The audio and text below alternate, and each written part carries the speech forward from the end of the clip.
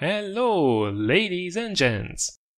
I know, we certainly had quite a few tier 10 medium replays on the channel as of late, and usually I would put them to rest for a while. But I simply cannot not feature this replay, you have to see this.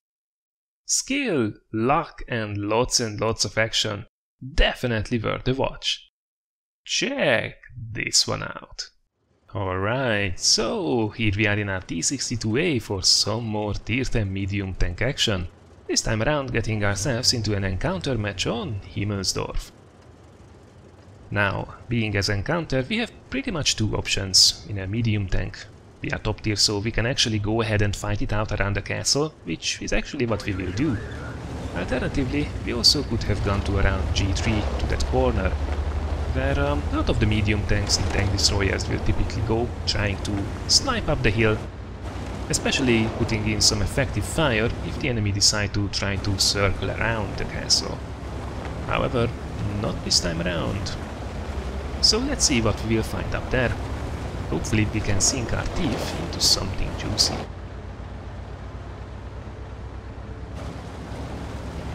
I'm pretty sure that very soon you will find out why I did choose to feature this replay, despite having a T-62A replay actually on the channel recently. Pretty much constant action and a metric ton of damage. And the action is about to start right now, well, as soon as we free ourselves from the iron grip of the castle. Alright, Panzer 58 Mutz. Talking about reckless driving, that guy put himself in a really bad situation right in the first couple of seconds of the match, and he's already out. Now, as expected, there are some snipers on the enemy corner as well.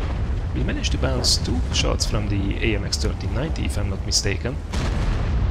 And T-62A's armor is pretty good. It's not that good that we could afford to drive out in front of the E100. No thanks.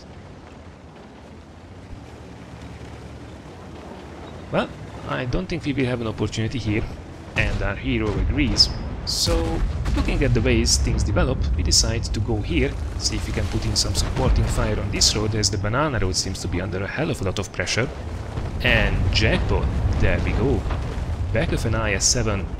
Time to put that tier 10 medium rate of fire to good use. It seems like, unfortunately, our team really didn't manage to hold this important road down there for very long. At least we can murder this IS-7, as he slowly but surely takes out the IS-3. And one of their top tier heavy tanks is now gone. And now we can really open up on the Panzer E100. Have to be careful though, we can also be sniped from down there. And there we go, the VK did indeed take a punt at us. Luckily, we managed to bounce it, and actually already up to over 900 block damage, which is not bad at all. However, the situation is looking pretty grim at the moment.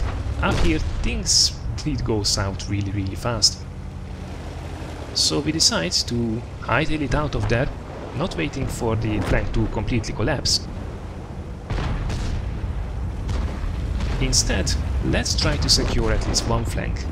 We have a pretty good chance to do that by taking on these two guys down here. There is an ISU-152 and one of the new tier 8 German heavy tanks that we can really open up on. Pola is our primary target. Fortunately, it sails just over it, 0.33 meters base dispersion.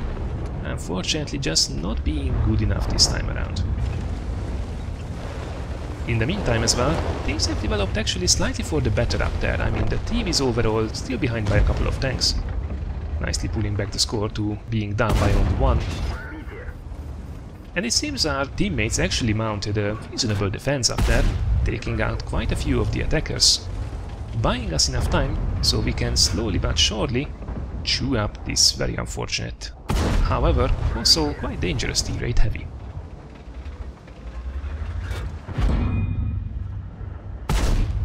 And of course, the killing blow just harmlessly bounces off the cupola.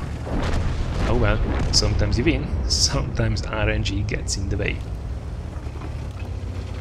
So this flank has been dealt with. However, our defenders managed to hold the upper flank only this long. So, as it's now the object 140, it's time to run away. Let's switch places. We are still on full health, so hopefully we will be able to fight off the remaining guys. Now there is an E100 up there. He's only on 2-shot, however that turret was very well angled, so we had pretty much no chance to go through there. He's rather busy getting down from the hill, completely ignoring us. So that means we should have the opportunity to feast on this T-25 pilot. Brand new reward premium vehicle that quite a few of us have managed to secure over the past weeks.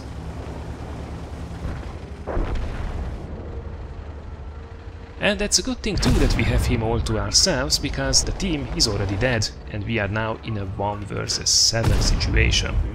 Not for long though, as unfortunately the pilot manages to penetrate one shot, which is completely unacceptable, and he pays the price immediately.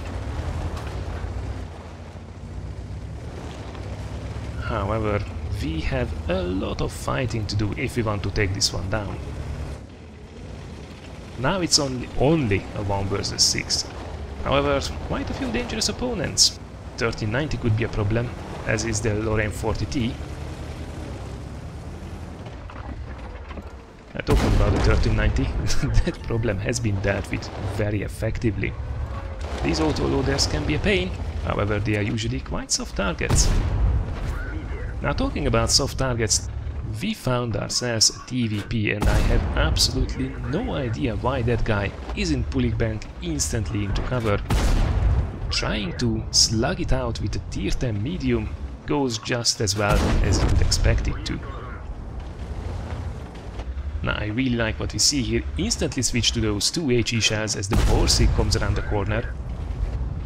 And with a couple of good rolls, that full health Borsig just evaporates in 3 easy shots.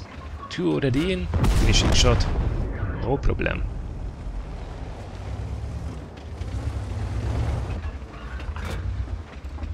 So we just dealt here with 3 enemy tanks without losing a single hit point. However, here is something a little bit more dangerous. Unfortunately, he just caught us while reloading, and that is enough for the 40T to smack in 2 shells, so much for not losing any hit points. I mean, it's great that we took that guy out, but we are now down to about half health, which is not a lot, because what we have to still fight is an E100 and the Tiger II. Now we know that the E100 is a 2-shot for us. He has a pretty tough skin, so we will have to aim those 2 shots quite well. We still have 6 heat shells, so that will certainly help, but that guy can take a huge chunk of us.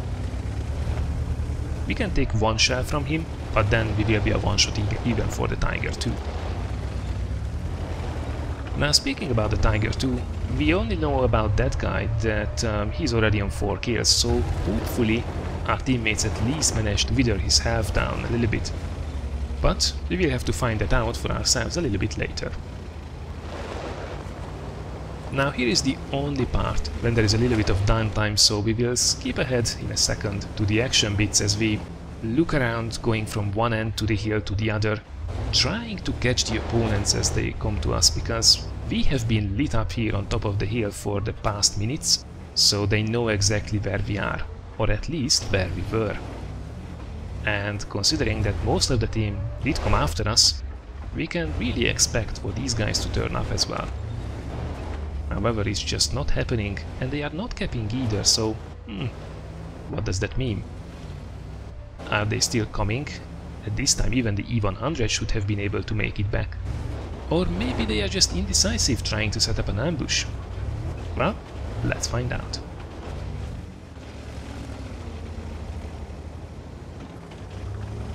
Still nothing on the left, nothing on the right, nothing in the middle. Where the hell are these guys? Come on. The clock is ticking. Oh, finally. Well, at least one of them has entered the cap, and there is still no sign from the other one, so they might have actually decided to go for an ambush, with one of them capping and the other one trying to secure his teammates' flanks. So, there is nothing for it, we have to go. and we have to fight it out. I mean, it's not that we would not have the means to do that. 264mm of penetration on the standard APCR shells. We still have half of our health, and our armor isn't too shabby either. We already blocked close to 2000 damage in a tier 10 match, so not bad.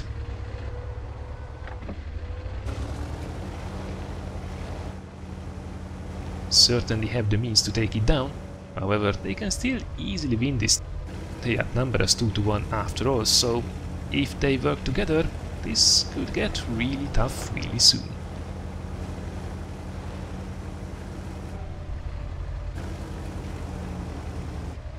Still no sign of the second enemy tank, so it's highly likely that they are actually together, just not together in the cap. So we will have to be a little bit careful as we come around the corner. Hopefully we will not run straight into the ambush.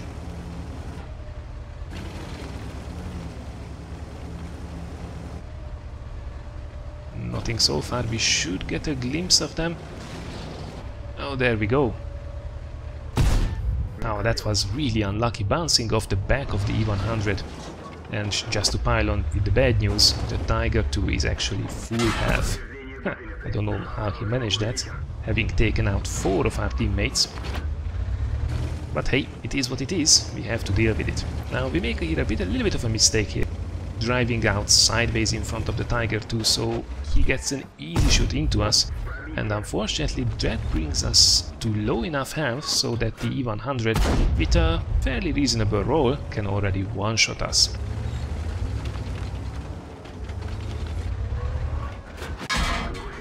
And that's exactly why you side-scrape even against the biggest guns of the game.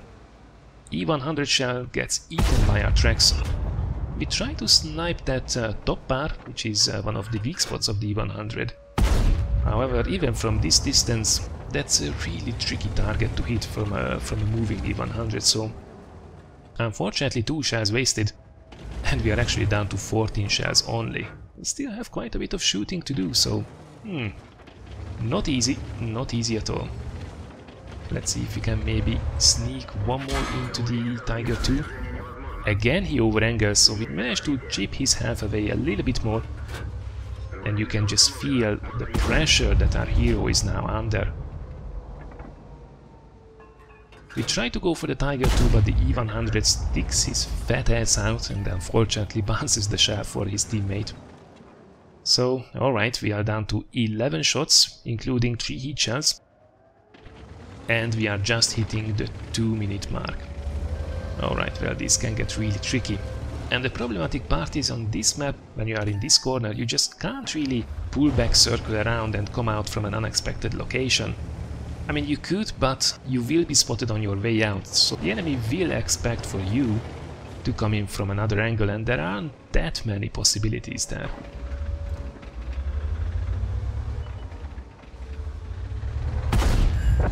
Now we hit the Tiger II, however we only track him. And resetting the cap isn't really our biggest worry. We need to kill these guys, and we have less than 1.5 minutes to do so, and exactly 10 rounds.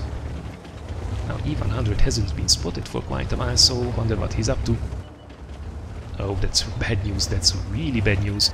He is making an aggressive push, and there is nobody else capping anymore, so they are definitely working together as they should. Really nice move there, unfortunately, by the enemy team. And one shot, oh, you can really feel the pressure mounting up. Coming under fire from both sides, we unfortunately smack one of the last remaining heat rounds into the wall there. Trying to take up a defensive position against the E100, which is the bigger threat. We can take a couple more shells from the Tiger II. And whoa, that was lucky. We bounced the shell from the E100. Unfortunately though, we used up all the shells against the Tiger II, which is not the best of usage. However, E100 is making it really easy, just simply rolling out against us, so the standard APCR will be enough through his lower plate. Tiger II maxed up his shot, only taking our tracks off, getting really lucky here as well. And then he makes the ultimate mistake. Whoa, that was close. That really could have gone either way. What an absolutely crazy round of World of Tanks that was. You could literally feel the pressure from time to time. But all that work was definitely worth it, sailing home potentially the result of a lifetime. Redley Walters, 1 vs 7 Kolobenovs, High Caliber, Top Gun, Defender and Steel Wall, all at tier 10. Not too shabby. Now looking at the team results, while we certainly had to carry our pants off here, scoring a whopping 10,000 damage single-handedly, we definitely will also have to give kudos to our defenders around the castle. That Object 140, Object 268 and the Emil 2 certainly did their part as well by holding the hill as long as possible, while also putting in some damage themselves. And finally, we fired a whopping 48 shots, hitting 41 of them, but only penetrating 34. At the same time, our armor did hold up beautifully this game, blocking over 3300 damage, which would have been enough to kill us 1.5 times over. Alright, this was then our epic carry in the T-62A. Many thanks to Wiki for the replay, and congratulations to an amazing result. I most certainly enjoyed watching this one, so I hope all of you did as well. And if that's the case, thanks a lot for considering giving the video a like or sharing it. As for the next ones, tomorrow I will be back with some more funny moments, this time around putting the best of German engineering to the RNG test. And then on Thursday, it's time to have a really quick look at something differently awesome: radio-controlled tanks. Thank you very much for watching everyone, and as usual, I already look forward to seeing you again in one of the next videos.